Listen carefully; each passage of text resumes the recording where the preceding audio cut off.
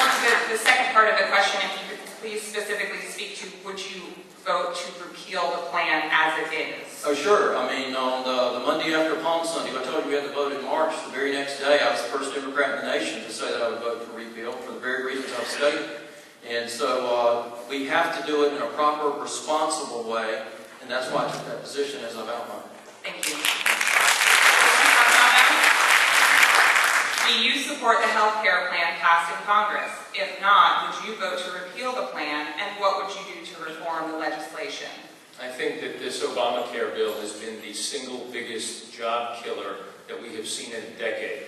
Because in one 2,400-page piece of legislation, it's encapsulated job-killing regulation, job-killing taxes, and the intrusion of the federal government in your life from cradle to grave.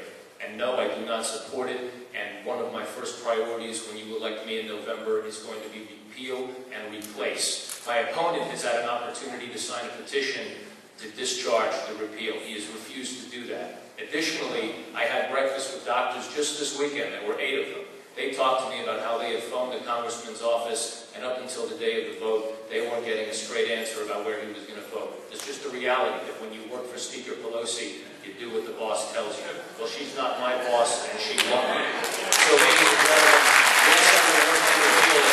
yes, I will work to repeal it. And the reality, once again, is that the parties this time, maybe more than any other time, really do matter. Because that voice that he claims to have had against, where was he rallying votes from South Carolina and Virginia to get it stopped? When you think something is worth fighting for, then fight for it. Thank you. Thank you.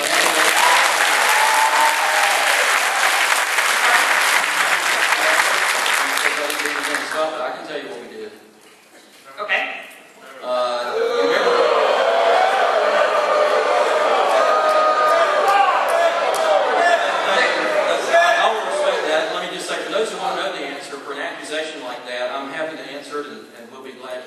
Well, our next question also regards healthcare, so perhaps you have an opportunity there. Sure. And to the candidates, if you could please ask your fans if they could keep things under control so we can proceed. Can you please ask the candidates to obey the rules of the debate?